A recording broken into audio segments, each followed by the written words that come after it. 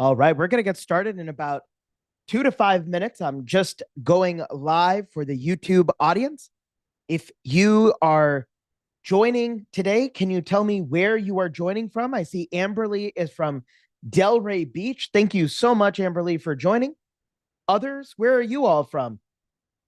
All right, Yoshida's from India, Sana from Miami, Mohammed from Toronto. This is excellent.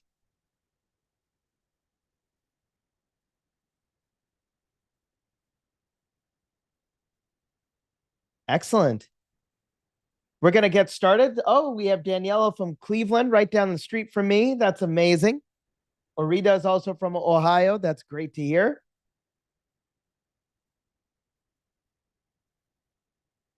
And if you all are looking to share this webinar, feel free to click the link. You can send it to your colleagues. You can save it for review later on. And then finally, you can also share it on social media with any of your colleagues who are preparing for step 2, any of your friends.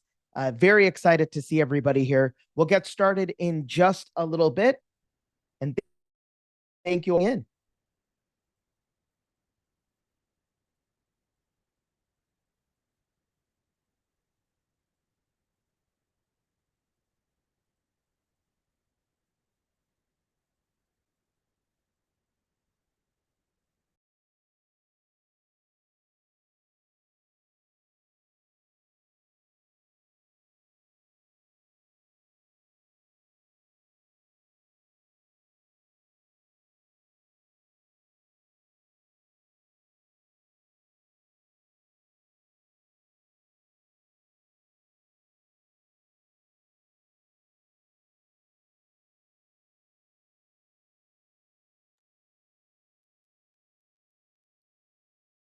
All right, it is just about 10 a.m. Eastern time right now. If you can hear me and see me, go ahead and say yes. Can you see my slides as well? Great. We have so many people joining today. I am super grateful you are here today. Let's go ahead and get started with our review. I'd love for you to continue to stay active and engaged in the chat box. If you can, change your chat box setting to everyone. If you're watching this at a later time, it would be very helpful for you to think about pausing and just cutting out any of the distractions so you can watch this and really assess your knowledge and understand some of the concepts. If you are watching right now live, feel free to open up a notebook or take out a piece of paper to write some key test taking strategy notes. This will allow for you to create some constructs, and these constructs will be very helpful as you go into your preparation. So 3 steps that I have today. Number 1, we're going to all stay active and engaged, and I appreciate everybody joining today. Number 2, think of this as doing blocks of questions together. We have around 40 questions today that we are going to be breaking down. It may feel a little bit exhausting, but continue to push yourself. And then finally, this is an opportunity for you to study in a space that is safe. You are going to have the chat box, your notebook, maybe your caffeinated beverage of choice. But please make sure that you cut out distractions, close all of your tabs that you don't need, and go ahead and put away your phone. We're going to be focusing for this next hour going through these questions. Today is a very special day because I am excited to share with you all that it is my birthday. And what better way to celebrate this morning on my birthday with all of you all watching this and reviewing USMLE content. Throughout the years, and this is now 10 years of HyGuru. I started this when I was in my 20s. It has been absolutely awesome to grow a community of brilliant future physicians from all across the world. And I'm really grateful for the impact. And to see you all here today makes me very happy, makes me feel whole. And let's go ahead and start crushing this webinar together. For those of you who don't know me, my name is Rahul. I am a practicing pediatric critical care physician. And over the past 10 years, I have had an absolute passion about helping students just like you prepare for and excel on the USMLE Step 1 and Step 2 CK exam.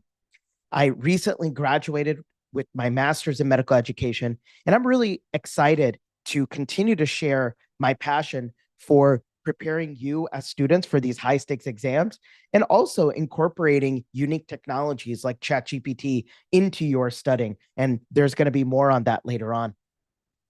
I think what makes HyGuru very unique is the fact that HyGuru is a strategic, active learning approach to Step 2 CK. I focus a lot on active recall. I focus on breaking down the vignette with the lens of being a doctor and a test maker using high fidelity clinical reasoning principles. Similar to my Step 1 material, for Step 2, I really focus on integration, bringing in different concepts from different organ systems. I'm a pediatric intensivist after all, and what we are driven by is multi-system organ management as well as those basic science integrations, which actually even show up not only on Step 2 CK, but Step 3 and beyond. One of the key differentiators of my resource is that I focus a lot on test taking strategies, not just these random buzzwords, but how to think. For example, if you see a patient with infection, understand where is the infection and see if you can take out that area. Again, these are cognitive frameworks that allow for you to link details strategically. And like you can see here, I am very enthusiastic about what I do, because I recognize that it's not a content grind. It's not just an application grind. It's a day-to-day productivity grind. And I want to make sure that I am going to be building students who are highly resilient, motivated, and are able to develop that grit throughout dedicated study and beyond. So we talk a lot about triads in medicine, and this is my triad to preparation. And that is integrating content, making sure that I keep students accountable and have great study techniques. And then finally, coach students to really fill that gap where they want to go versus where they are right now and bridging that gap with my resource. Most importantly, and I appreciate the kind birthday wishes and kind words in the chat box, what I have been absolutely grateful to see is that HyGuru has become an absolute global community of lifelong learners. I just hit 2.2 million views on my YouTube channel, and it has been absolutely wonderful to see content that I made when I was a fellow or just last year blow up. And now students are like, hey, I'm a couple of weeks from my exam. Let's tune into HyGuru. And I hope that for Step 1 and Step 2 CK, this becomes a core of your identity. I have a special announcement.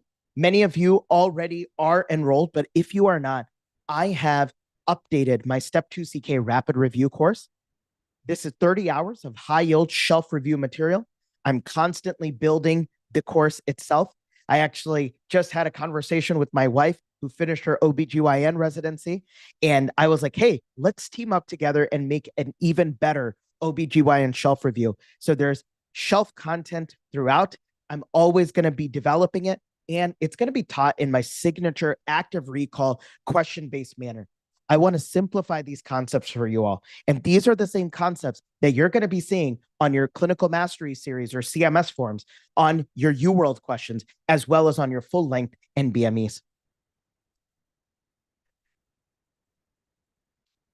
This is just a little bit of a snapshot of the students who I have prepared in the last year, year and a half. And as you can see, the results of students from the HyGuru community has been absolutely awesome. And I know that many of your friends or maybe you are working on your application, but these are the same students that this year submitted for their ERAS application and for the match. So congratulations. And if you're watching this at a later time and you're studying for Step 2 and you are going to be gearing up for that upcoming match, my best to you. No matter where you end up, no matter what field you end up in, you are going to make the best of it, because to become a physician, it's about having that curiosity, having that intention of being 1% better each and every day. So before I go forward, I just want to let you all know that today is going to be a very active session. So I would encourage you to open up your chat box. If you have not yet participated, please consider doing so. I see all of the chats in the screen. Let's go ahead and go into the overview of today's session. What we're going to be going through is the free 120 concepts. And this is the new Step 2 CK free 120.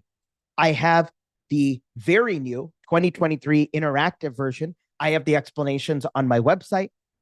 And this series of videos are going to be very important for you to review before you sit for your exam, because the free 120 questions, all of these, as you can see, there are about 360 questions if you compile all of them. These show up on exam day. So rather than me really taking the PDF and just arduously annotating it, and as you can see, there are a lot of words and big paragraphs. Today, what I'm going to be doing is I'm actually just going to take the vignette and I'm going to make it very compact. I'm going to make it the need-know points that you need to hone in on, the pertinent positives, the relative pertinent negatives. And then what I'll do is I'll do a little Khan Academy chalk talk style. How am I thinking about this question? What are the basic science integrations? I'm also going to be explaining the most frequently missed answer as well. If you have missed block 1 and block 2, please go ahead and take a look at that. It's going to be very important for you to review these sets of videos. I know they are longer, but they are sure worth the time investment. All right, so let's go ahead and get started. If you're ready to get started, we have a good amount of students here today. Go ahead and type in yes into the chat box if you're ready for this session. Wonderful, wonderful. Great. If you're also preparing for the comp or CBSE or CBSSA, this is going to be a very jam-packed review to get to that minimum threshold. So definitely please tune in if you have not just yet. All right, first question.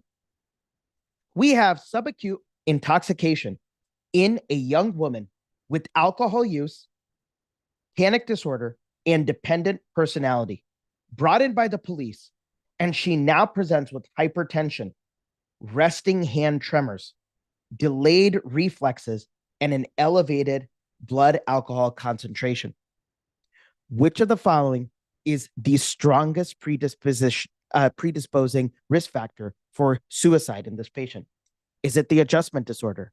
Is it the fact that she has a substance use disorder?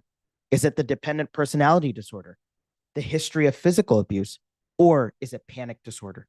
Go ahead and type into the chat what you think is the best answer here.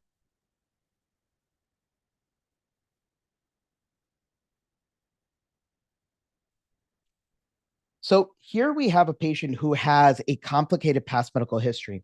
And whenever the USMLE gives you more than 3 past medical histories, what you want to do is you want to actually understand how those past medical histories relate to the chief complaint. In this case, the alcohol use disorder is a very strong risk factor for suicide. So the USMLE wants you to know 2 things. Number 1, prior attempt is a very strong risk factor associated with suicide. Having a firearm is going to be an increased risk factor for completing suicide. And finally, substance use disorder is going to be greatly linked to suicide. Another very high yield test taking strategy, whenever patients are acutely brought in by law enforcement, 2 kind of cognitive thought processes are a uncontrolled psychiatric disturbance or a toxicology question. And that's where next best step in management after your physical exam is going to be get a toxicology screen to rule that out. All right, let's go ahead and go into this question. Which of the following is the most appropriate next step in management? Here we have acute labored breathing that is refractory to oxygen therapy in an elderly woman with end-stage metastatic lung cancer receiving palliative care at home, who now presents with hypoxemia. The pulse ox is 85%. Despite getting 100% oxygen, she's still having intermittent agonal respirations. What is the next step in management? A, give the patient morphine. B, admit the patient for hospital admission. C, initiate propofol infusion. D, transition the patient to non-invasive positive pressure, or E, reassurance. No further action is indicated. So these end-of-life scenarios are coming up a lot on the USMLE. And what you want to recognize is when somebody is at an end stage and receiving palliative care or hospice, the number one goal is comfort. So when you're looking at the vignette and you go line by line and you see that the patient is going to be breathing very labored, has agonal respirations, is not able to bring in oxygen into her body, you want to say, I want to pick the answer that is going to be most related to comfort. And that is actually going to be IV morphine. IV morphine is going to get rid of any of the pain from the metastatic lung cancer. It's going to also have a slight pulmonary vasodilation effect. That's why in acute management of acute coronary syndrome, you give a little bit of morphine, not only for the pain, but also for that little bit of pulmonary vasodilation. It reduces that sensation of breathlessness. And that's why that is the best answer. Remember, escalating care in this patient is not necessarily going to be the best step, as it is a palliative type of situation. Admitting the patient, especially if they're at home, admitting the patient right now is not going to be that next best step, because you want to get the patient comfortable and stable before you make any of those big goals of care changes. All right, let's go ahead and go into this question. Before I go on, are you all learning something? Go ahead and type in yes into the chat box. Everybody doing okay? All right, wonderful. Thank you all for your participation. Here we go. This patient is most likely at risk for which of the following conditions? We have chronic abdominal pain in a middle-aged woman with history of renal calculi and family history of endocrinopathy, who presents with severe hypertension, AV nicking on fundoscopic exam, what we call arteriovenous nicking. The patient has hypercalcemia and elevated urine metanephrines. The patient is at increased risk for which of the following? Is it carcinoid, Hashimoto's, familial hypocalciuric hypercalcemia, medullary thyroid carcinoma, or parathyroid carcinoma? What do you think is the best answer? Excellent. If you are noting, this patient has the classic square mnemonic. And what I mean by that is the patient has issues with hypercalcemia. So you see that the parathyroids are affected. The patient also has elevated urine metanephrines, which indicate that there could be a pheochromocytoma. Now, as you can see, the hypertension is probably due to the fact that she has a pheochromocytoma. And remember, that increases the systemic vascular resistance, and arteries are going to get very engorged and thick and angry with that high SVR. And what that can do is, if there is going to be a vein that's going to be right next to that region, that can compress the vein. And as it compresses the vein, it causes you to have, very characteristically, the AV nicking that you see in the vignette. Another very high yield point for us to note is that with the parathyroid hyperplasia, the patient is going to have increased calcium, because parathyroid hormone is going to activate osteoclast, and that is going to resorb bone. So with this multi-system condition, the patient is going to have MEN2A. And remember, MEN2A is going to be associated with parathyroid abnormalities, pheochromocytomas that are bilateral, and medullary thyroid carcinoma. Now, please also recall that one of the steps in management is going to be obtain RET oncogene testing. And remember that this is going to be a tumor oncogene that you want to test for that is associated with your MEN2 syndromes. Just briefly, MEN2B is going to be another high yield that is tested that also has pheochromocytoma, but these patients have marfanoid habitus, that is super high yield, and patients are going to have oral neuromas. And these are going to be kind of these lesions in the mouth region. It can also be in the GI tract as well. And this is, again, associated with MEN2B. All right, let's go ahead and go into this question. Which of the following is the most appropriate next step in management? Chronic night sweats and significant weight loss. As you can see, this is constitutional symptoms in a young woman with common variable immunodeficiency and recurrent infections who now presents with diffuse lymphadenopathy. Which of the following is the next best step in management? A, lymph node biopsy. B, methylpred. C, penicillin. D, plasmapheresis. Or E, trimethoprim sulfamethoxazole. What do you think is the best answer with the patient with chronic inflammatory diseases or a chronic immune deficiency and now diffuse lymphadenopathy? Very good. So you may come across this concept, and I'm going to just highlight this concept. And that is that if you have chronic inflammation, in this case, the patient who is going to have an immunodeficiency is subject to chronic inflammation and even chronic infections, you can actually have your lymph nodes proliferate from the follicle to the mantle all the way to the margin. And that marginal zone lymphoma is a form of non-Hodgkin's lymphoma. So anytime I have a patient with chronic inflammation that gets diffuse lymphadenopathy, I think about the progression to a non-Hodgkin's lymphoma, and I need to then get the diagnosis.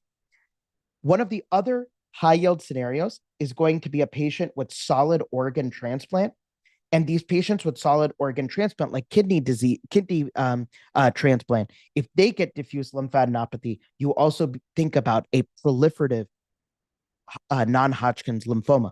This is called post-transplant lymphoproliferative disease, or PTLD. Now, what's also important for you to know that if you have diffuse lymphadenopathy, another differential diagnosis is going to be HIV. But remember, common variable immunodeficiency is going to be more B cell in nature rather than T cell in nature. So if it was a T cell in nature, maybe then a decrease in CD4, which is HIV, could have been a plausible answer. So going back to here, the best answer is going to be getting a lymph node biopsy. Also, with constitutional symptoms, you're going to be thinking about tuberculosis reactivation. Remember, that doesn't necessarily cause epitrochlear or cervical diffuse lymphadenopathy, and it causes you to have significant fever, B symptoms, and you can have abnormal chest x-ray. So best answer here is going to be lymph node biopsy. All right, let's keep going. Which of the following is the most appropriate next step in management? Acute inconsolable fussiness and decreased appetite in a fully immunized infant who now presents with multiple flaccid bullae on an erythematous base over the buttocks. So brought in and has these very concerning lesions on the buttocks. What do you want to do next? Is it an abdominal ultrasound? Is it a Saccharomyces cerevisiae antibody testing? Is it the nitro blue tetrazoleum testing, which is going to be important for chronic granulomatous disease?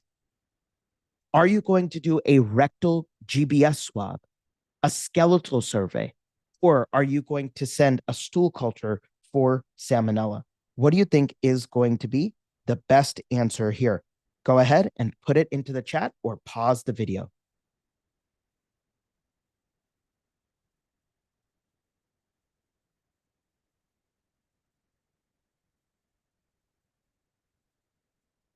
All right. If you are saying E, skeletal survey, that would be the best answer. Now, whenever a child is going to have a confluent rash with multiple bullae in an acute tempo and is inconsolably fussy, you want to be thinking about burn injury under the auspices of non-accidental trauma. Remember that rashes that are going to be in a non-confluent manner, for example, it's going to be on one area or the other area, that actually is going to be a little bit more believable. When you think about non-accidental trauma, you are going to be tested on subdural hematomas. because of the fact that during that shearing force, what they used to call shaken baby syndrome, you can get tearing of the bridging veins. You can also get spiral fractures or corner fractures.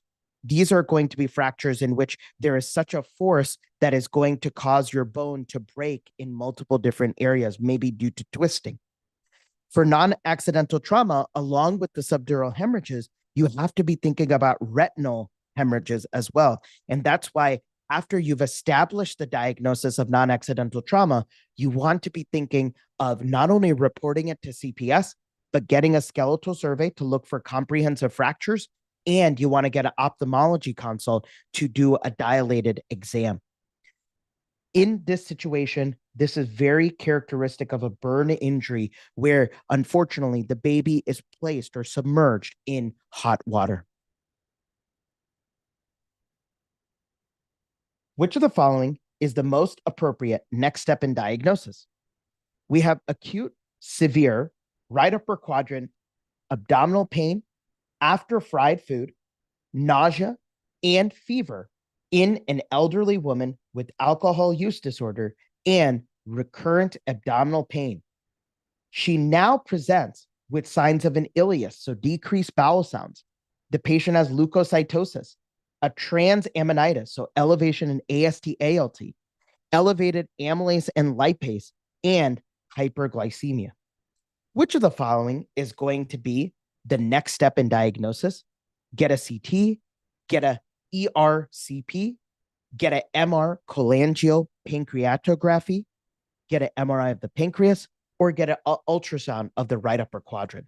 What do you think is the best answer here?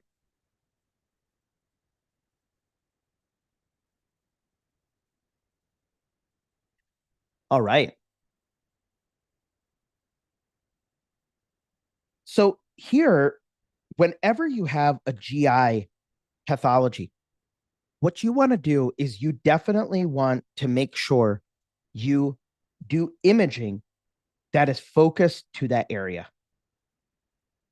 In this case, the patient has signs of cholecystitis because they have fever plus right upper quadrant pain.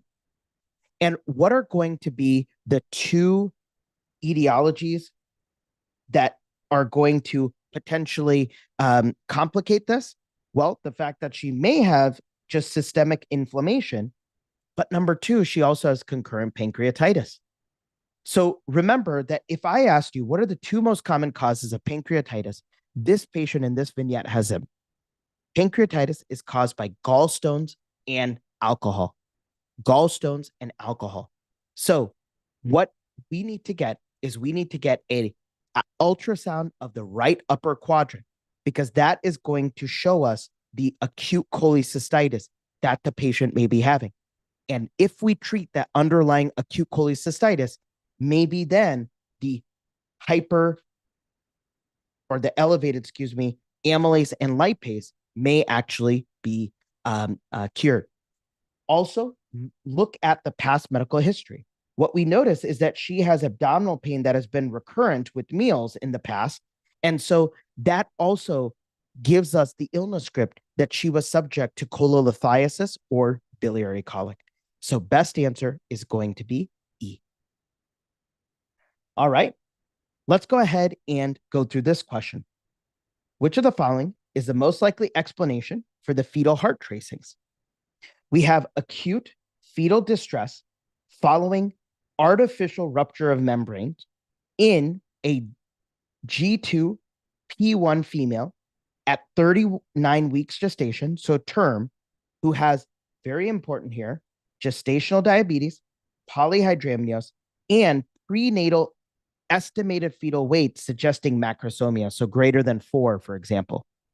This patient now presents with the fetal strip post this artificial rupture of membrane. So they ruptured her, and now they have this fetal strip.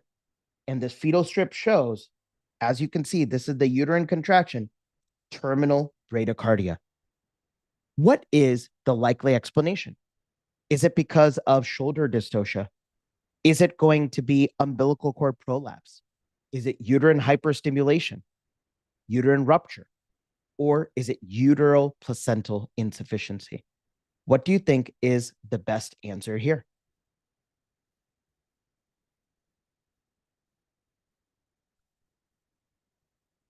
So what's really important for us to note here is the fact that this mom has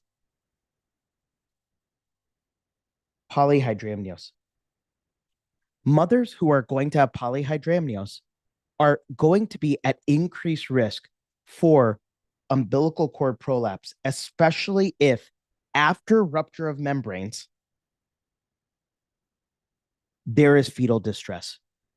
What ended up happening, if this is the cervix, the umbilical cord ended up flopping down out of the cervix, and now the umbilical cord is getting crushed, and that umbilical cord now being compressed and being constricted is cutting off the blood supply. And as a result, you're seeing this terminal bradycardia. As you can see, this is surrounding artificial rupture of membranes. If the mom was having labor and then subsequently ended up having a loss of fetal station and late decelerations, but they put specifically that the baby went from +1 to -2 in terms of fetal station, then you could be thinking of uterine rupture. But this is a very high yield scenario and a very scary scenario in which you get umbilical cord prolapse. And the next best step in management is to actually try to support the umbilical cord. And this is where the nurse is literally on the bed while the OR is getting stat prepared for a crash C-section, because this terminal bradycardia and decreased oxygen can lead to fetal complications, especially you worry about fetal neurological complications like cerebral palsy. Let's go ahead and go into this question. Which of the following is the most appropriate next step in management? We have acute progressive shortness of breath that is refractory despite albuterol in an elderly male smoker with COPD. This patient now presents with tachypnea, diffuse wheezing, and an ABG consistent with respiratory acidosis, so a low pH and a high CO2, along with hypoxemia. Their pulse oximetry is going to be 85%. In addition to providing smoking cessation and prescribing antibiotics and steroids to reduce inflammation, what do you want to do as the next step in management? Give them continuous albuterol. Get a CT scan of the chest without contrast. Start aminophylline therapy. Do pulmonary function testing. Prescribe pulmonary rehab, or F, give titrated oxygen therapy. What do you think is the best answer here?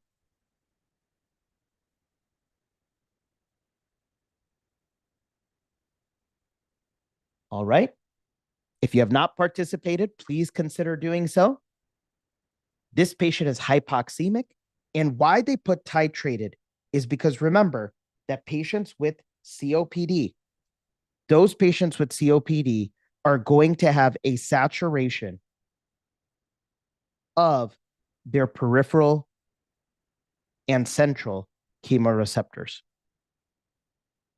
And what's high yield for us to know is that the drive for somebody who has chronic respiratory acidosis, their drive is actually going to be hypoxemia, such that you do not, in a COPD patient, you do not want to titrate for 100% saturations. So you want to titrate the oxygen saturation to 88 to 92% in efforts to make sure that they have a spontaneous drive to breathe.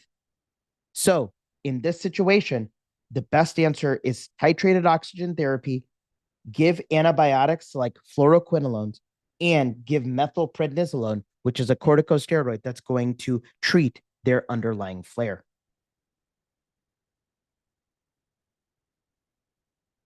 Moving on.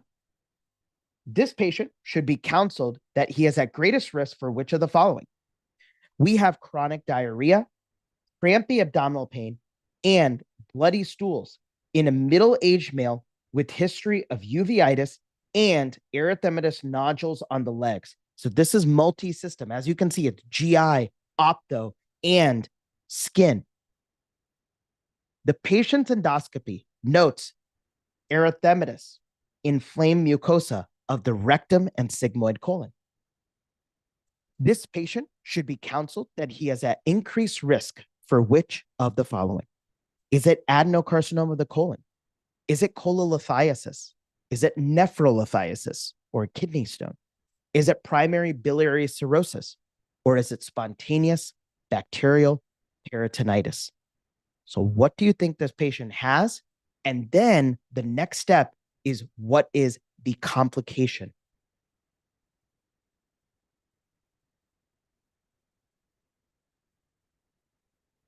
All right. So whenever you have chronic bloody diarrhea, you want to be thinking of inflammatory bowel disease. And particularly with this colonic involvement, you want to be thinking of ulcerative colitis. This erythematous nodules on the legs, that is very consistent with erythema nodosum. It's the inflammation of the subcutaneous fat. Remember, ulcerative colitis is going to be a systemic inflammatory condition. It also is going to be associated with P. ANCA. What's high yield for us to know is that patients with ulcerative colitis, they get gallbladder pathologies, but the gallbladder pathology they get is primary sclerosing cholangitis, or PSC. Remember that this is going to be the onion skinning of the gallbladder tree. Also note that patients who are going to have Crohn's disease are going to be at increased risk for nephrolithiasis. They're going to be at increased risk for cholelithiasis because the terminal ileal inflammation can actually cause them to have bad bile salt regulation and thus supersaturation of cholesterol. The kidney stones are going to be calcium oxalate stones, and that's extremely high yield for you to know. Remember that patients who are going to have cirrhosis or portal hypertension are going to be at increased risk for spontaneous bacterial peritonitis. So the best answer is going to be, the risk is going to be of adenocarcinoma of the colon. UC compared to your Crohn's disease is more associated with malignancy, i.e. adenocarcinoma of the colon. That's why let's integrate family medicine. One of the test questions that you can see is, you can see that patients who get diagnosed with IBD, whether it's ulcerative colitis or Crohn's, 8 years after diagnosis, they have to get their first screening colonoscopy. And that's a very high yield preventative health fact that they want you to know for exams. All right. Very important concepts going on here. Are you guys learning something? Everybody doing okay? We have over 100 people joining today, which is awesome. I'm so grateful to be a part of your preparation. Let's go ahead and get into this next question. Which of the following is the most likely mechanism of these laboratory findings? We have acute hyperglycemia in a trauma patient in the ICU who is intubated, mechanically ventilated, receiving midazolam, which is a benzodiazepine, some maintenance IV fluids, and now the patient has hyperglycemia. The patient also has pre-renal acute kidney injury. Which of the following is the most likely reason? A, decreased uptake of glucose by insulin-sensitive tissues. B, exogenous glucose production by bacteria. C, impaired excretion of glucose by the kidneys. D, increased infusion of IV glucose. Or E, an insulin deficiency. What do you think is the best answer causing you to have stress hyperglycemia in the ICU?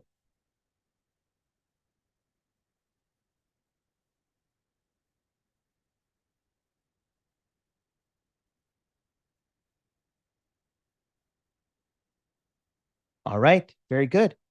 Well, if you think about this patient is going to be on D5 LR, which again, that little amount of dextrose doesn't necessarily cause you to have hyperglycemia and really maintenance of high sugar levels.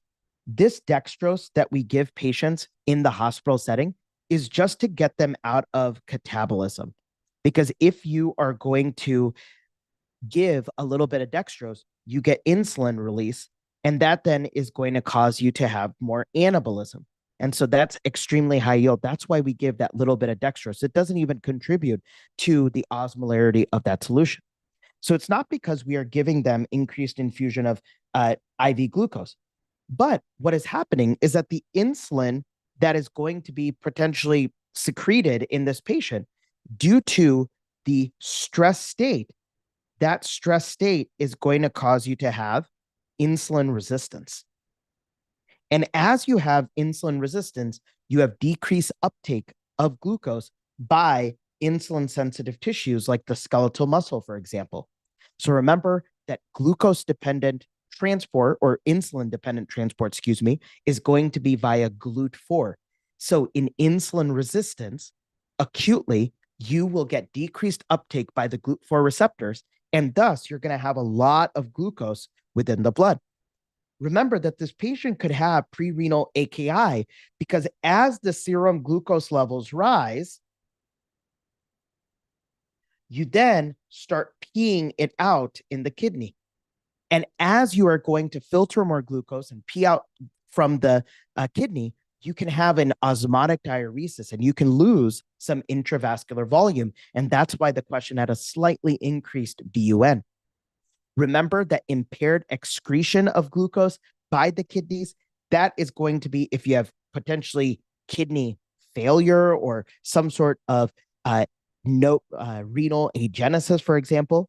Usually you are going to freely excrete glucose, and you have SGLT receptors that are going to essentially cause you to reabsorb glucose.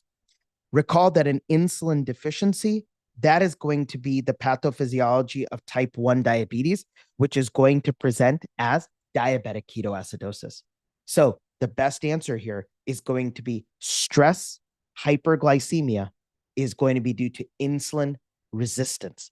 And that is a temporary insulin resistance compared to, for example, type 2 diabetes. It's more of a long-standing insulin resistance. And we see this in the ICU a lot. That's why patients are going to have high glucose levels because we sometimes give steroids. So that's going to cause them to have a higher glucose. And that's why at times when the glucose levels go above 250, I start them on an insulin drip so that then we don't necessarily have such high glucose that is going to cause end organ effects. All right, here is an ethics question.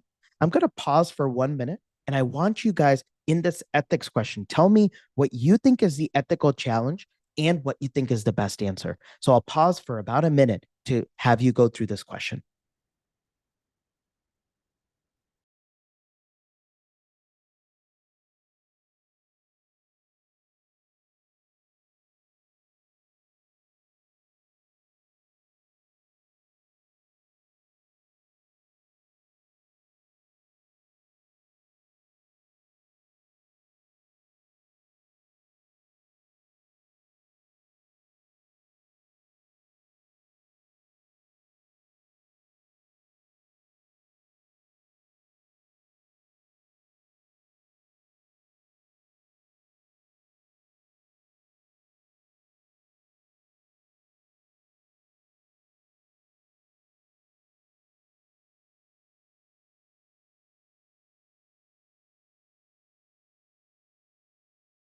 All right, go ahead and try to finalize your answers.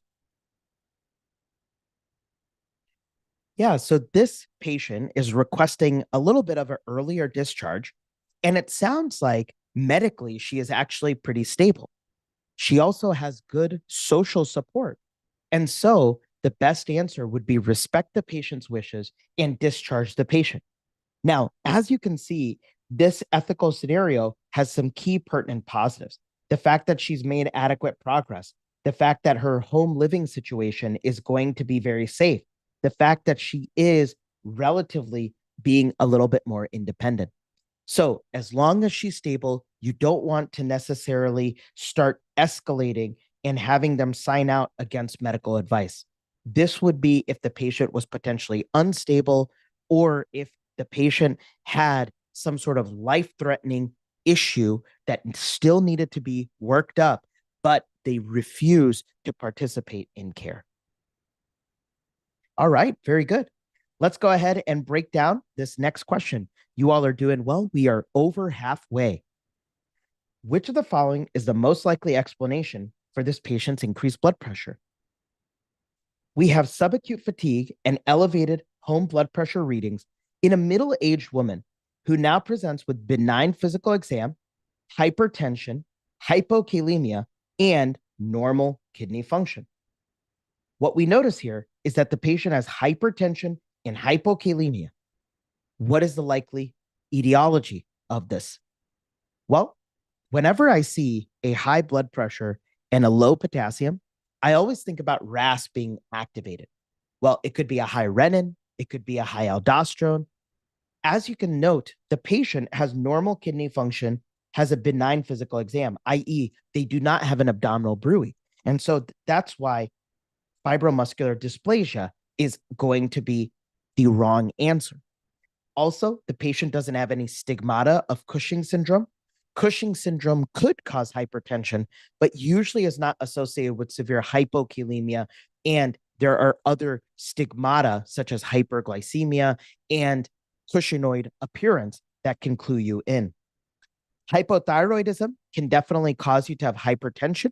However, remember, hypothyroidism usually is associated with hyponatremia due to proliferation of glycosaminoglycans and increased fluid retention. And that is going to be hyponatremia, not hypokalemia. So the best answer here is going to be hyperaldosteronism. And this is extremely important in terms of physiology. Aldosterone causes you to reabsorb sodium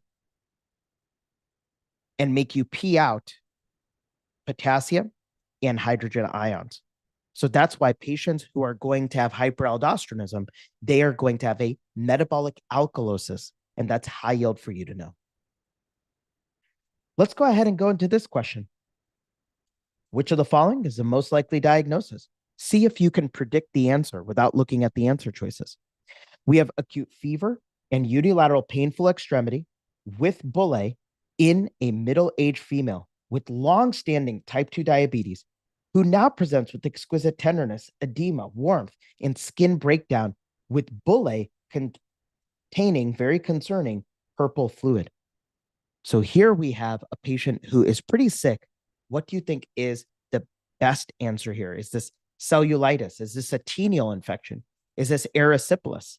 Is it erythema nodosum, herpes zoster, necrotizing fasciitis? What do you think is the best answer here?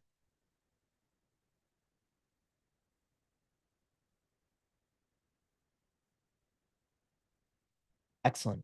Whenever you have a patient who is very ill appearing in the vignette and they have some eschar or bullae or some abnormal discharge that is not purulent but now purple, you should be thinking about necrotizing fasciitis. This is a deep-seated skin infection. Again, it's affecting the fascia. And so next best step in management is urgent surgical debridement. That's high yield for you to know because they love for you to know the concept of source control. And then number two, what you want to do is you want to get broad spectrum antibiotic therapy. So vancomycin and meropenem, or vancomycin and zosyn, which is piperacillin tazobactam. Erysipelas and cellulitis, they don't have that severe presentation. They definitely don't have bullae, or they do not have any sort of abnormal purple containing fluid. Erysipelas is going to have very sharp demarcated borders. And that sharp demarcated borders is very characteristic of the illness script of erysipelas caused by staph or strep. Cellulitis usually is going to have a kind of irregular border, but sometimes with streaks. They don't necessarily have bullae or the purple fluid. Erythema nodosum, remember that that is different than erythema marginatum. Erythema marginatum is going to be found in what condition? Go ahead and type that into the chat. Where is erythema marginatum going to be found in? Excellent. If you're saying acute rheumatic fever, you are absolutely correct. Erythema chronica migrans is going to be your Lyme disease, and erythema nodosum is going to be seen in coccidiomycosis. It's going to be seen in sarcoidosis. It's going to be seen in IBD. It's an inflammatory reaction of the subcutaneous fat. Usually it's going to be on the lower extremities or the shins. And herpes zoster causes you to have vesicles, which are much smaller than bullae. All right, let's go ahead and go through this question. Which of the following is the most appropriate recommendation to address this patient's concerns? We have chronic exposure to toxic substances in the workplace in a young woman who is concerned with these long-term effects of being exposed to these toxic substances. She also is having this occupational exposure in the paper mill factory where she is going to be exposed to chlorine. Exam is going to be normal. Which of the following is the most appropriate recommendation to address this patient's concerns? Is it going to be A, corticosteroid therapy, B, taking frequent breaks from the paper bleaching area, C, undergoing PFTs, D, using a respirator, or E, washing herself with chlorhexidine-based solutions? Excellent. If you are saying that they need to be wearing a respirator at work, remember, we want to be putting our hats for occupational medicine, prevention, and you want to have more so a primary prevention approach. So you want to protect the patient before the disease occurs, and that is going to be using a respirator at work. Remember that a respirator could be like an N95. We use N95 for tuberculosis, and we use it for COVID-19 as well. And these are important questions that are coming up under the auspices of health systems that the USMLE wants you to know. And these are going to be your airborne precautions. All right. In addition to large volume paracentesis and furosemide therapy, initiation of which of the following pharmacotherapeutics is most appropriate? We have a patient who has acute worsening abdominal pain. The patient also has distension. The patient is going to have a past medical history significant for alcohol use disorder, hypertension, hyperlipidemia, and cirrhosis. This patient now presents with tachycardia and hypertension, so a prosympathetic state, and an abdominal fluid or an abdominal exam notable for fluid wave with diffuse abdominal tenderness and no guarding. In addition to surveying that fluid and starting diuretic therapy with furosemide, what is the most appropriate? Give enalapril, start metoprolol, start propranolol, D, start spironolactone, or E, start valsartan. So in this chronic and now acutely decompensated ascites picture, yeah, you want to start spironolactone. So let's go through the mechanism of action of each of these. Enalapril is going to be a ACE inhibitor. That could actually worsen your kidney function. Remember that you have a lot of intravascular volume that's outside of the blood vessels, and you need that angiotensin 2 to actually constrict that efferent arteriole for you to maintain your glomerular filtration pressure. Metoprolol and propranolol, remember that those are used for arrhythmias, and in particular, you can also use them for varices. Spironolactone is an aldosterone antagonist. We also use this for anti-androgenic properties in patients with polycystic ovarian syndrome or PCOS. And valsartan is an ARB. ARBs usually have a sartan suffix. So what's important for us to note is that spironolactone is going to decrease the amount of aldosterone and thus is going to decrease the amount of sodium reabsorption and more fluid reabsorption. The kidney is not having good effective perfusion, and thus the patient is going to have an upregulation in RAS, which comes with it, the aldosterone that's trying to bring in the sodium, but that is actually potentially causing more fluid retention. And that's why we give spironolactone for patients who have this ascites. All right. Which of the following is the next best step in management? We have acute, severe abdominal pain radiating to the back and improved by bending forward. So it's positional in a middle-aged male with history of alcohol use disorder and obesity who now presents with fever, tachycardia, tachypnea, bilateral dullness to percussion at the lung basis, and labs consistent with acute kidney injury, severe hypertriglyceridemia, and elevated amylase, and try to relate that to the abdominal pain radiating to the back. So what do you want to do for this patient who has these symptoms? Next step in management: A, apheresis; B, ezetimibe; C, gemfibrozole; D, metformin; E, recommend weight loss.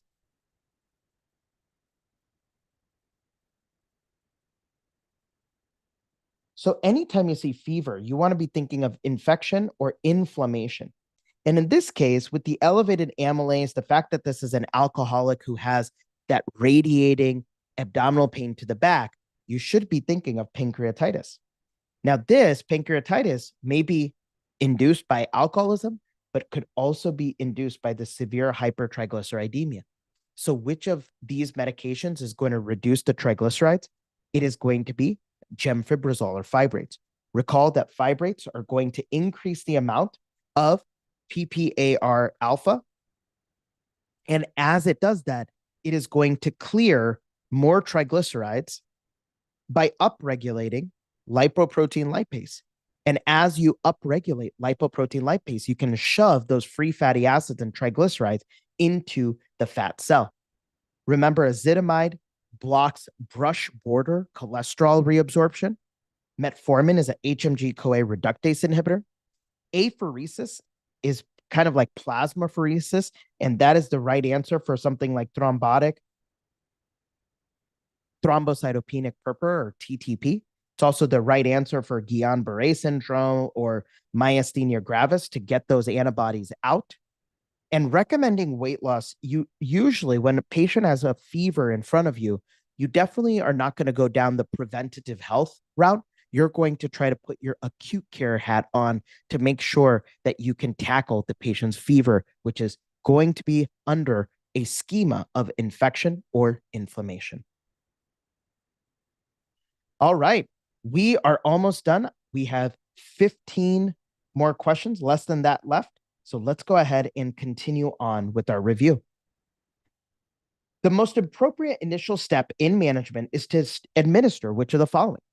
We have acute confusion, disorientation, and wandering in the streets in a middle-aged male with alcohol use disorder who now presents with conjunctival icterus, small fluid wave, palmar erythema, and a broad-based ataxic gait.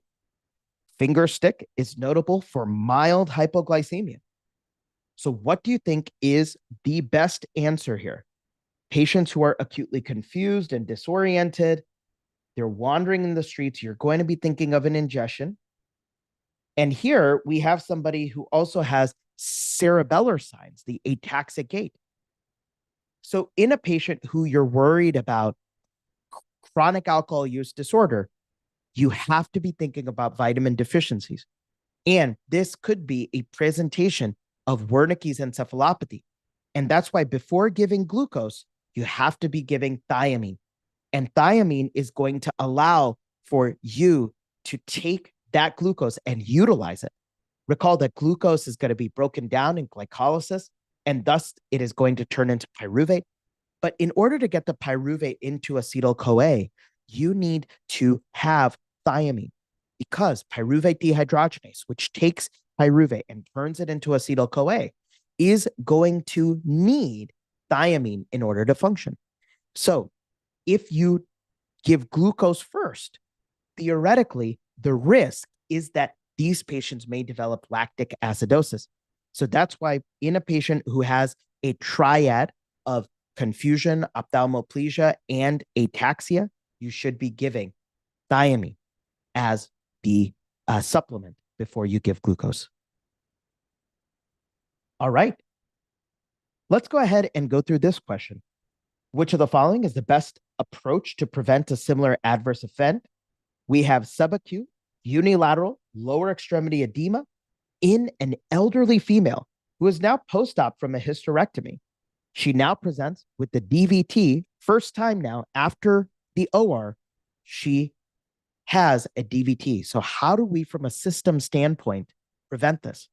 Conduct nursing in service to teach them about DVT prophylaxis, develop an institutional policy with standardized order sets for DVT prophylaxis, encourage early ambulation during the post-op period, prescribe low molecular weight heparin for everybody, or E, no intervention. It doesn't happen that often.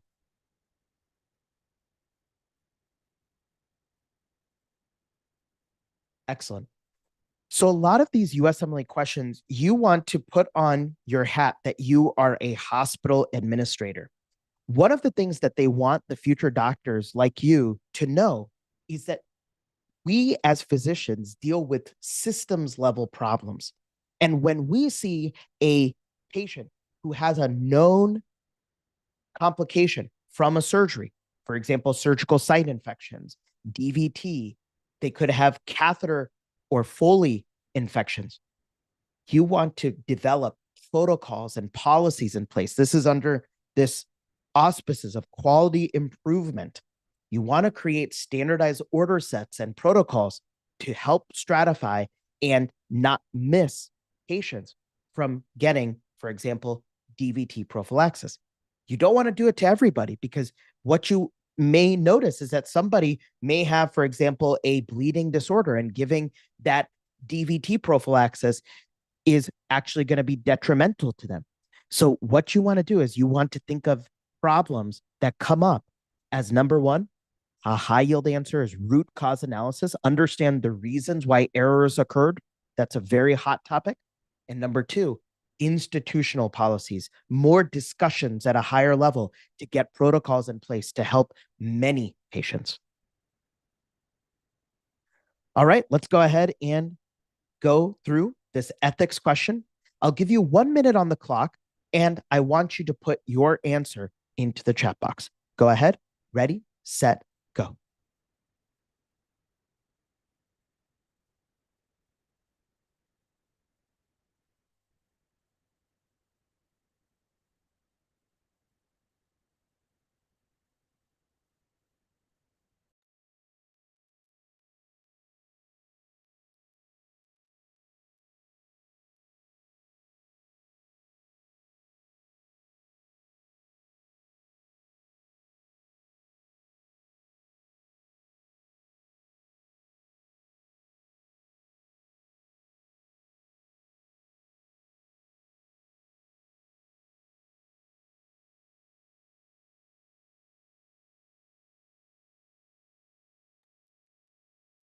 All right.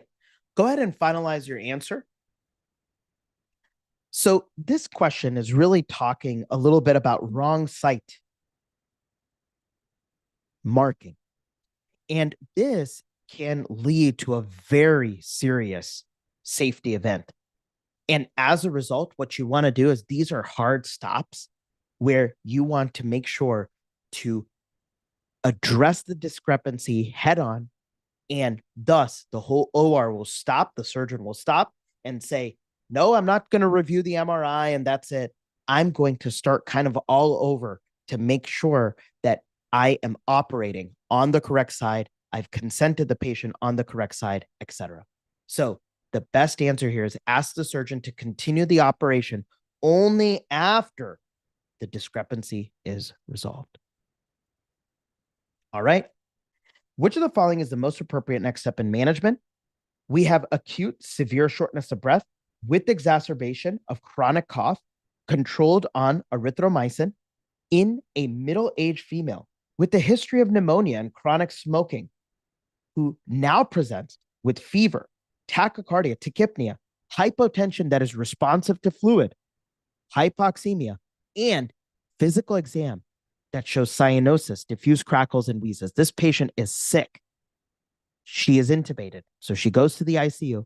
And what you notice is that there's leukocytosis and an X-ray that is notable for diffuse bilateral alveolar infiltrates. An ABG notes hypoxemia. Which of the following is the next best step? Do you continue mechanical ventilation at the current setting? Do you give cyclophosphamide? Do you give steroids? Do you start the patient on extracorporeal membrane oxygenation? Or do you increase the positive end expiratory pressure?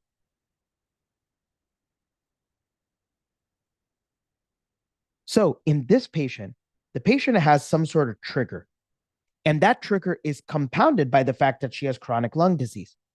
And she now has bilateral alveolar infiltrates. So whenever you see a trigger and you have bilateral alveolar infiltrates, you need to be thinking of acute respiratory distress syndrome.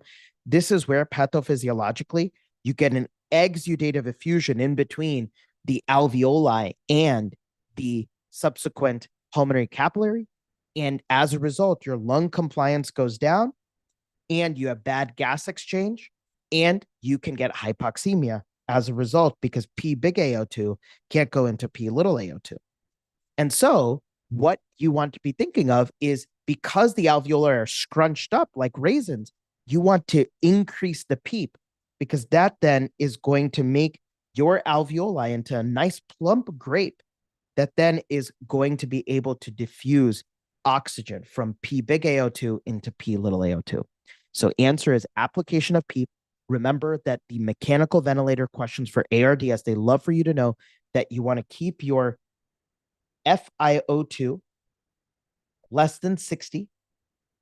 You want to keep your PEEP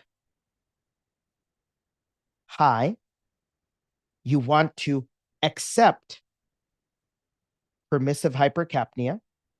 And as a result, you want low tidal volumes because if you use high tidal volumes, you're going to be jamming in volume of air into a lung that is not compliant. It can't fill. So you would have increased peak inspiratory pressures as a result. So on the ventilator, you want to be thinking of the concept of compliance, which is volume over pressure. In ARDS, you are going to have poorly compliant lungs. So your lungs are going to have an inability to bring in volume. And if it does bring in volume, you're going to have high amount of pressure. So as a result, as you're supporting the lungs, you will accept permissive hypercapnia and do low tidal volume, high PEEP therapy. Which of the following is the most appropriate initial step in management? We have sudden confusion, sweating, and pallor in a teenage boy with the history of enuresis treated on imipramine. Remember, narrow therapeutic index. The patient presents with bradypnea, normotension, dilated pupils, and flushed skin. Which of the following is the most appropriate initial step in management? Is it cardiac monitoring, a chest x-ray? Is it echocardiography? Is it an EEG? Or do we get a serum imipramine concentration? What do you think is the best answer here? So if you're noting that this is a tricyclic antidepressant, you're absolutely correct. And what's high yield for us to know is, first off, the patient is normotensive. So if the patient is stable, then you can actually do diagnostics. So A through E are all diagnostics. But if I put hypotension, you don't want to do diagnostics. Overall, what's high yield for us to know is that the patient may have imipramine toxicity. And remember that imipramine toxicity can be best summarized with the 4C mnemonic: coma, convulsions, cardiotoxicity, and I added this one, anticholinergic state. So what you want to know is that this patient who is going to have some CNS issues, potentially the patient is at increased risk for seizures, you also worry significantly. The highest yield mortality here is the fact that if they get QT prolongation or QRS prolongation, that would lead you to life-threatening arrhythmias. And so cardiac monitoring is the best answer. Why? Because with cardiac monitoring, if we see a prolonged QRS interval, the next best step in management is sodium bicarb.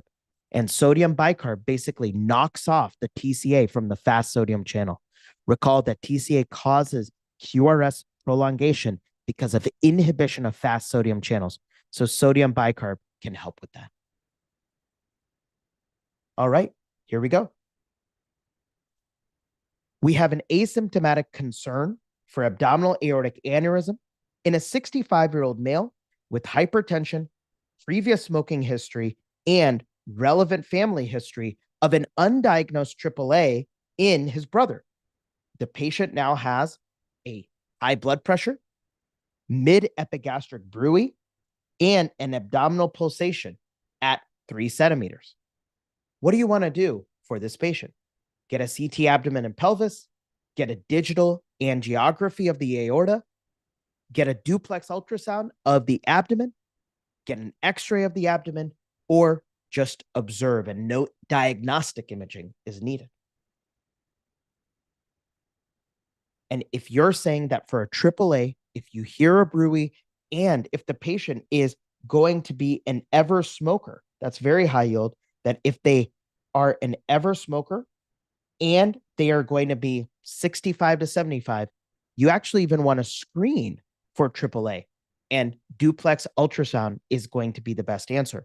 Remember that if you have one that is 5 to 5.5 centimeters in diameter, you're going to even consider elective repair, and that's a high yield surgery concept.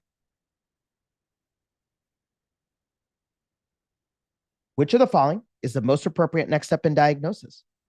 You have chronic fatigue and moderate low back pain in a middle-aged male with well-controlled hypertension on triamterene hydrochlorothiazide, who now presents with acute onset headache, pallor, and a systolic flow murmur.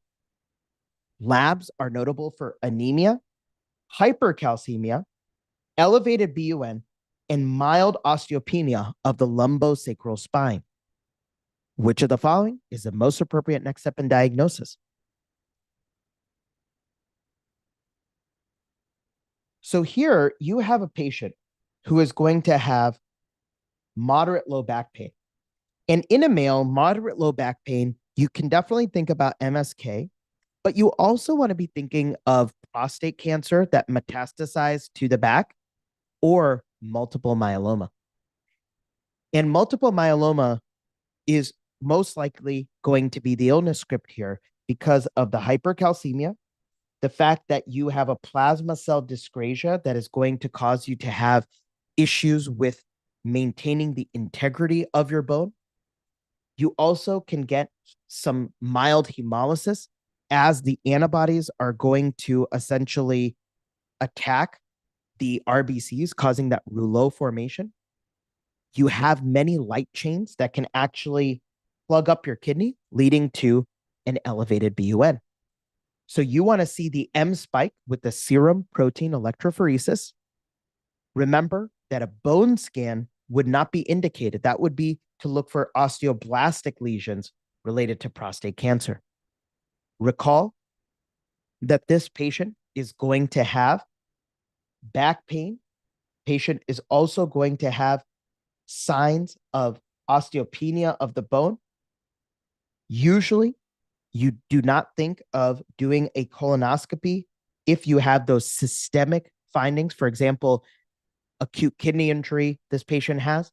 So that's why colonoscopy is not the best answer.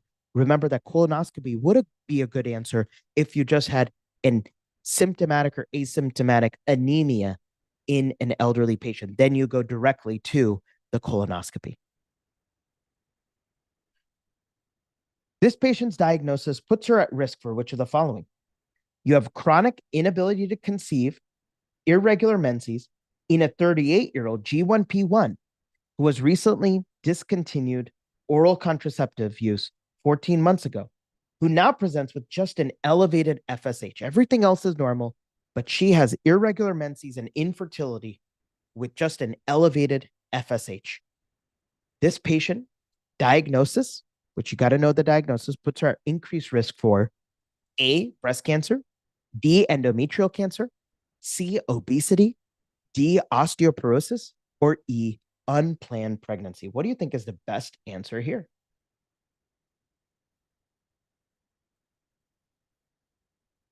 Excellent job. Very good. If you are saying that this patient has an elevated FSH and basically signs of menopause, the best answer here is premature ovarian failure. This is where you are going to get fibrous atrophy of the ovaries. And as a result, you get decreased granulosa cells that make estrogen. As a result, your FSH is going to go up. And remember that that is one of the key indicators of menopause is a high FSH. Osteoporosis is going to be the best answer. And the USMLE loves for you to know that estrogen promotes bone health. I can't stress that enough. That is so highly tested. They love for you to know that for bone health, you got to have good vitamin D and good estrogen, such that if patients have menopause, they will decrease the trabecular matrix and as a result, develop osteopenia and osteoporosis. And that's where you want to get that DEXA scan as a preventative health measure. And if you see the Z score greater, or less than minus 2.5, then you are going to have a high suspicion for osteoporosis. So best answer here is going to be D. Remember that if you had too much estrogen, you would be thinking of endometrial hyperplasia, and that endometrial hyperplasia can cause you to then develop endometrial dysplasia and cancer. But remember, this is an estrogen deficiency. All right. Next question. Which of the following is the most likely diagnosis? Chronic progressive fatigue and recurrent nosebleed, so mucosal bleeding, in a young male who has a family history of bleeding disorders, who now presents with anemia because of the blood loss, a normal platelet count, so it's a qualitative problem, prolonged PTT, primary hemostasis plus prolonged PTT, that should activate a very important illness script, and that is going to be of von Willebrand disease. Remember that von Willebrand disease is going to affect your bleeding time and your PTT. And why is that? Well, von Willebrand disease is going to have an elevated PTT because VWF houses factor VIII, such that if you have no VWF, you may have low levels of factor VIII, and as a result, you will have an elevated PTT, indicating that your intrinsic coagulation cascade may be compromised with the lack of factor VIII. Hemophilia A usually is going to give deep joint bleeding rather than mucosal bleeding. Glanzmann and Bernard-Soulier, they are not associated with an elevated PTT. They also can have thrombocytopenia. What's high yield for you to know is that patients with von Willebrand disease can sometimes be treated with DDAVP. And the reason why is because the DDAVP causes you to squeeze out a little bit of von Willebrand factor. And that is then going to help with the primary hemostasis pathway. All right, moving forward. Which of the following is the most appropriate next step in management? You have subacute, mid, right, lower abdominal pain, and generalized fatigue in a middle-aged female who now presents with the fecal occult positive blood test, has anemia, so they're losing blood in the GI tract, and a localizing mass in the ascending colon. It's localized. Biopsy shows differentiated adenocarcinoma. Which of the following is the most appropriate next step in management? So is it A, chemotherapy, B, radiation, C, chemotherapy and radiation, D, colonoscopic excision of the mass, or E, right hemicolectomy? So here are principles of surgical oncology. If you have a tumor, the USMLE wants you to know, get a biopsy before you start treatment. If you have a tumor, get a CT scan before you start treatment, because they love for you to know that staging is extremely high yield. Biopsy gives you grading. How different is the tumor from normal tissue? They also want you to know that if something is fixed, if something is localized, this is not the oncology boards. They just want you to know that if it's well confined, then you can work with the surgeon to just take it out. And so that's why the best answer is right hemicolectomy. Usually, it's very rare for the USMLE to test medical students on oncological chemotherapeutic regimens because that is outside of the scope of an M3 student. So the best answer here is just take the tumor out and make sure that you potentially have staging of this cancer as well. All right. Which of the following is the most likely diagnosis? We have a patient with chronic anxiety, insomnia, and persistent worry about cancer, despite being reassured that the breast mass is benign. She continues to have anxiety and preoccupation with cancer, despite this reassurance. However, she frequently is fearful of the future, is fearful of social interactions, and is apprehensive of dying. Which of the following is the most likely diagnosis? Is it A, avoidant personality disorder, B, generalized anxiety disorder, C, illness anxiety disorder or hypochondriasis, D, dysthymia, or E, social anxiety disorder? What do you think is the best answer here? So the key to this question is recognizing that there are multiple domains of her life that she is worried about. She worries about just dying. She worries about the future, the social interactions, this breast mass. If the question was only surrounding the breast mass and the risk for cancer, then the answer would be C. However, because of the many different domains, the best answer is going to be D. For generalized anxiety disorder, you want to be thinking about a patient who has greater than 6 months of symptoms and persistent worries in financial, social, health, personal, family, society, etc. Many different domains. Remember that this patient has some social anxiety and phobia, but it's not going to be the predominant or persistent one. Avoidant personality disorder, what would be some of the characteristics of those patients? They would have fear of being rejected in public. And so they can be very lonely because they are going to be fearful of criticism. So best answer is GAD, and you can start SSRIs as the next best step in management. All right, 10 more questions, and then we are done. Are you guys doing okay? Thank you all so much for staying so active and engaged. Let's go ahead and go into this next question. Which of the following is the most appropriate pharmacotherapy at this time? You have acute diffuse abdominal pain, subjective fever, and loose bowel movements in a middle-aged male with a history of alcoholic cirrhosis, ascites, that is well controlled on furosemide, spironolactone, lactulose, and pantoprazole. Remember, a diuretic, aldosterone antagonist or potassium-sparing diuretic, lactulose, which is going to be a treatment for hyperammonemia, and pantoprazole, which is going to be a PPI.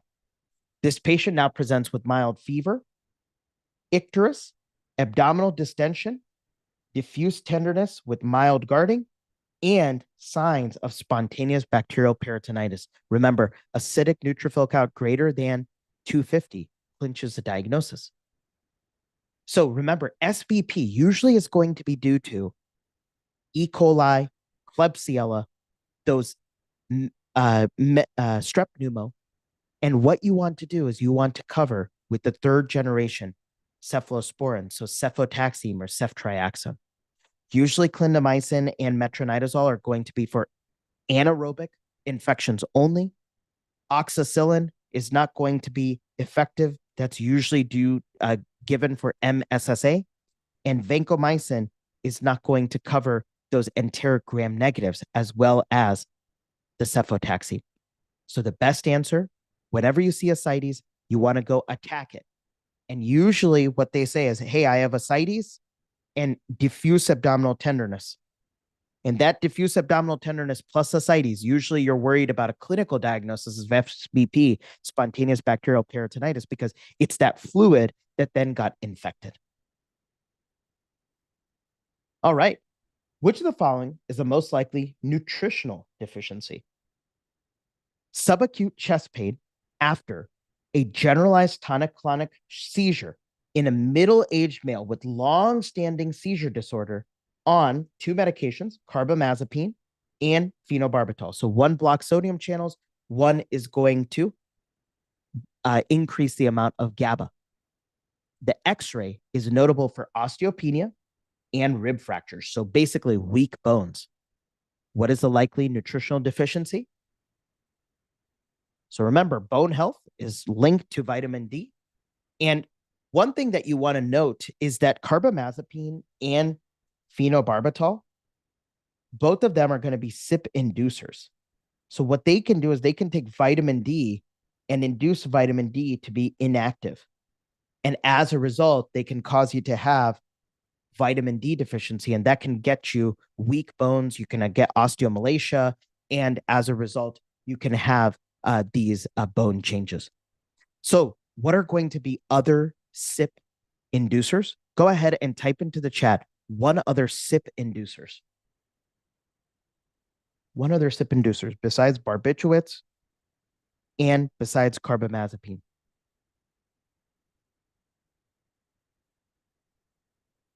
All right. So the ones that are highly tested are phenytoin, barbiturates, rifampin. These are all CYP inducers. You also think about carbamazepine, griseofulvin. Okay. These are all going to be CYP inducers. And if they are CYP inducers, they can cause you to have abnormal serum concentrations of other medications, such as, for example, birth control. All right. Which of the following is the most appropriate way to write the prescription? Go ahead and just spend some time looking at all of the answer choices and figure out how do you want to write this prescription in the most clear way possible.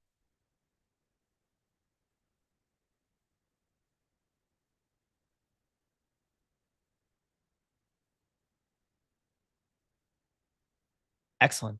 If you are saying make sure that you have the full spelling of everything rather than abbreviations, you're absolutely correct. And that is the key for prescriptions. You want to give the medication, the concentration of the medication, how much and where and how you want the medication administered, how many times a day, and at times you will also specify for how many days / the quantity that you want the pharmacist to dispense. All right. Which of the following is the most accurate assessment of this patient's development? We have evaluation of pubertal development in a 14-year-old female who presents with breast exam consistent with the secondary mound, pubic hair, notable for dark, curly, coarse hair, confined to the pubic area and not the thigh. This patient is at what Tanner stage? And what is the most accurate assessment? Is this normal? Yes or no?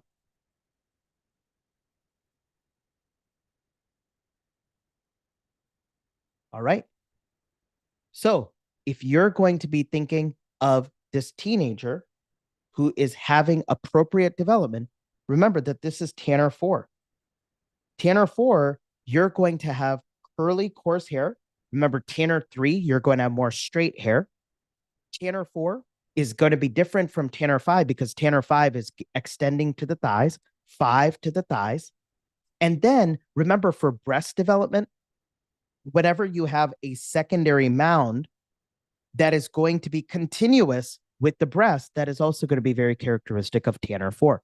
So for breast development, you want to also note that the patient is going to have first a small breast mound that is detached to the breast, And as you continue on in the Tanner stages, it becomes continuous and then it becomes fully developed.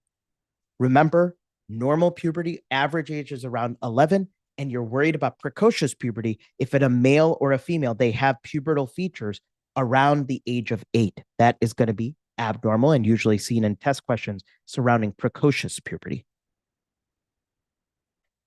Which of the following is the most appropriate recommendation regarding contraception for this patient? You have chronic evaluation of contraception in a teenage woman who is sexually active and also has a history of regular heavy menstrual cycles. She has smoked 1/2 pack of cigarettes for the last 2 years, so she's a smoker. What type of contraception would you give this patient? So if she has heavy menstrual periods and she wants contraception, what you want to do is you want to see what is the most convenient for her, but also that risk stratifies her the most. If she's an active smoker, you don't want to give OCPs because of the fact that they have estrogen and they can be with the smoking and the estrogen containing, you actually may end up being very hypercoagulable. So the best answer is to actually do the subdermal contraceptive implant. Remember that the Depo-Provera shot is going to be associated with a high BMI, but the subdermal contraceptive implant can be placed and last for 3 months. So no smoking and OCPs together. Results of the thoracocentesis are going to show what? You have subacute shortness of breath with exertion in a middle-aged male with a history of adenocarcinoma of the lung diagnosed 6 months ago. The patient has completed 2 months of chemotherapy, and now in the setting of cancer, you note dullness to percussion, decreased breath sounds, and an X-ray, which actually I will draw. The X-ray is going to show blunting of the costophrenic angle. So you're worried about a malignant pleural effusion. And whenever you think about pleural effusion, you want to really know Light's criteria. And Light's criteria is where you tap the pleural fluid and you are going to essentially compare it with the protein. And what you're going to know is that if you are going to have a pleural protein greater than 0.5, i.e. pleural to serum protein concentration greater than 0.5, then that is going to be more exudative. So exudative have extra protein. So malignancy, infection, extra protein. They're also going to have an elevated LDH, maybe even greater than 200. And definitely the ratio of pleural to serum LDH is going to be more than 0.6. So the goal here is anytime you see blunting of the costophrenic angle, they love to say tap it and do Light's criteria. All right. Let's go ahead and keep moving on. Which of the following is going to be the most likely diagnosis? You have subacute, moderate right lower quadrant pain and fever in a young female who is sexually active, has inconsistent condom use, and recent menses 10 days prior, who now presents with fever, tachycardia, tenderness to palpation in the lower quadrants, and also has rebound tenderness in the right lower quadrant. She presents with blood-tinged discharge and cervical motion tenderness. A mass is also palpated in the right adnexal region. Which of the following is the most likely diagnosis? Is it A, appendicitis, B, ectopic, C, ovarian torsion, D, pyelonephritis, or E, tubo-ovarian abscess? And if you're saying that this is an abscess, remember PID, pelvic inflammatory disease, the illness script is fever plus cervical motion tenderness. And then if you see a mass and fever, you always have to be thinking a mass plus fever equals abscess. So tubo-ovarian abscess is the best answer. Pyelonephritis has CVA tenderness or costovertebral angle tenderness. Ovarian torsion, no fever, but can have an adnexal mass due to engorgement of the ovary. Ectopic pregnancy, she recently finished her menses, and usually ectopic pregnancies, they don't look septic. And finally, appendicitis would not have cervical motion tenderness. And that's key for us to know that tubo-ovarian abscess is a complication of PID. All right, 4 more questions. Here we go. Which of the following is the most appropriate next step in management? You have chronic primary amenorrhea in a 15-year-old female who has normal growth and development, who is 90th percentile for height and 75th percentile for weight. She has a normal pelvic exam, elevated serum testosterone levels, normal serum LH, FSH, 17-hydroxyprogesterone, so no congenital adrenal hyperplasia, and prolactin is normal. However, the pelvic ultrasound shows no Mullerian structures, and the karyotype is XY. So the next step in management, if you want to be thinking about this, this patient is phenotypically female, but genotypically male. Genotypical male with phenotypical female, you have to be worried about a lack of testosterone. And that lack of testosterone is very characteristic of, or lack of testosterone effect, androgen insensitivity syndrome. To repeat, they usually are going to be XY, have testes that are going to be embedded in the labia, and you want to do a gonadectomy because you want to reduce the chance of a germ cell-based tumor. What's also high yield is because the testosterone is not going to be working, these patients are phenotypically female. So they grow up as females. All right. Which of the following medications is contraindicated in this patient? You have chronic hypertension in a middle-aged smoker with a history of major depressive disorder and gout, who now presents with a physical exam notable for hypertension and obesity. Which of the following medications is contraindicated? So amlodipine is a calcium channel blocker. Doxazosin is going to be an alpha-1 antagonist. Hydrochlorothiazide, sodium chloride, symporter inhibitor. It's a diuretic. Lisinopril ACE inhibitor. And this is going to be a beta blocker. So because this patient has gout, that's the key here. You do not want to give hydrochlorothiazide. Remember, HCTZ gives you hypergluc. So the mnemonic is hydrochlorothiazide can give you hyperglycemia, hyperlipidemia, hyperuricemia, because it causes you to have upregulation of receptors that are going to bring in more uric acid in the proximal convoluted tubule, and hypercalcemia.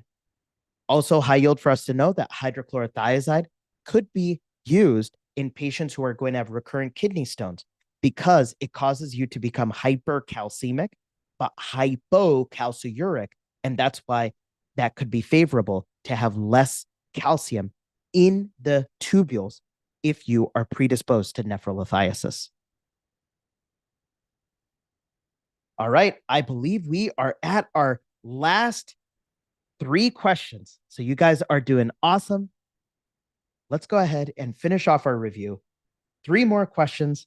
Push yourself. What is the likely diagnosis? Here we go. Acute, sudden onset of nausea, has facial flushing, chest pressure in a young female that recently ate at a Thai restaurant. She has a childhood history of asthma, so she's atopic. And now she has tachypnea, diaphoresis and anxiety, and just a skin rash on the neck. Pulse ox is normal. So she's doing overall okay. There's no wheezing. So it can't be an asthma exacerbation. Carcinoid syndrome, again, is going to have potentially high serotonin effect, but not histamine type effect. This patient does have signs of anxiety, but it can't be a panic attack, especially after this trigger. And panic attacks usually don't have a rash. So the best answer here is reaction to a food additive. Remember that patients who are going to have asthma are going to have atopy. And atopy comes with seasonal allergies and food allergies. So this is probably a mild allergic reaction. Recall that the more severe allergic reaction would be anaphylactic shock. So in this patient, if they have this reaction, you want to do antihistamine. So diphenhydramine, you may give them a steroid burst to reduce the mast cell histamine release. And so best answer is D. If the patient had issues with the pulse ox, had airway compromise, you would be giving the patient IM epi, intramuscular epi for anaphylaxis. Go ahead and pause the video, go through this ethical scenario, think about what is the challenging ethical case here, what's the question, and what is the concept that you want to keep in mind. And now go ahead and put the answer into the chat box.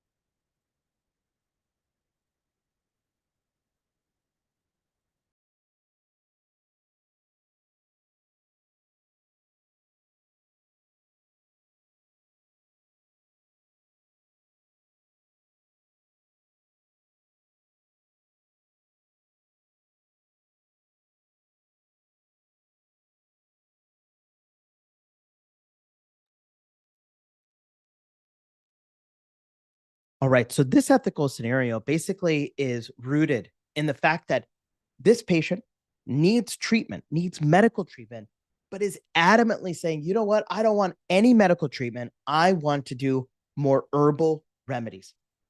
Now, in this situation, the goal here is to not continue to agitate the patient, and you want to definitely reason with them. But at times, you may need to just have some separation, get through maybe other patients, and then subsequently have that time for the patient to reflect, give them the information, and then come back to discuss treatment options. Remember, for ethical scenarios, open discussions is super key. You want to respect and validate the patient choices. However, you also want to do medically what's right for them. And so you want to explore the reasons behind the patient decision and then continue with follow-up care. All right. This is our last question of this block. Congratulations. Let's go through this. Which of the following is the most likely diagnosis? You have chronic progressive weakness and numbness in the unilateral extremity in a middle-aged female with type 2 diabetes who works as a stock person requiring physical labor, lifting, crawling, being in small spaces. On her physical exam, she has weakness of the hip extensors, so she can't put the hip extension, no thigh abduction, poor hamstring type of muscles, weakness of the gastrocnemius, and there's decreased ankle reflexes as well. So kind of more so the back part of the leg. There's also mild sensory loss over the lateral and inferior aspects of the right foot. So which of the following is going to be the most likely diagnosis? And the hint here is to really look at the ankle reflex. S1, S2, buckle my shoe. S1, S2, buckle my shoe. And remember that S1 is going to be very important for that sciatic nerve and helping with hip extension, thigh abduction, and giving you that gastrocnemius and the plantar flexion. Remember that when you're talking about the femoral nerve is going to not do hip extension, but more hip flexion. And the hamstrings are going to do more knee extension. Think about going to the gym, and when you're going to be doing those leg extension machines, that's your femoral nerve. Remember that if the patient had decreased patellar reflex, that is going to be L3, L4. And also note that if you have a common perineal neuropathy, let's say you have a fibular head or neck fracture, they love for you to know that's a taxi cab injury where you get tapped on the side of the fibular head and you fracture it, you can actually get common perineal neuropathy. And that common perineal or common fibular nerve injury gives you foot drop. And in foot drop, you're unable to dorsiflex your foot upwards. And that's why you get that foot drop and that high steppage gait. So best answer when you are noticing S1, S2, buckle my shoe, you have low ankle reflexes. You want to be thinking of S1 radiculopathy due to chronic mechanical trauma. And with that, we're going to be ending today's session. I want you to just stick around for one more minute and really reflect on how you did on these questions. I'm sure you learned a lot from these questions. And as you are going to be doing future questions, I would encourage you to continue to reflect on why you're getting questions wrong. A lot of students focus a lot on maybe the content and the explanation, but you want to be psychologically analyzing yourself and saying, hey, I am getting this question wrong because of this bias, or I misinterpreted X. Having that reflection is going to be one of the key pillars that increases your score. I'm working very hard with Jake at Med School Bro. We've created a unique website called chatgpt-usmle.com. I'm going to go ahead and put that into the chat box. It's called chatgpt-usmle.com. Check it out. It has ChatGPT prompts that will help you in your USMLE studying. If you have a friend studying for comp, CBSE, for either step 1, step 2, or for the actual USMLE exam, go to HyGuru.com. I have my courses right there for you so that then you can crush it in this active recall integrated manner. I appreciate you all joining today. And if you don't mind going into trust my review page and just typing a review on how you liked today's session and sharing this on Instagram or Reddit, that would mean the world to me. If you're watching on YouTube, subscribe, hit the thumbs up. I really appreciate your consistent support because my goal is to just grow this one medical student at a time. Thank you again, and I will see you in the next session.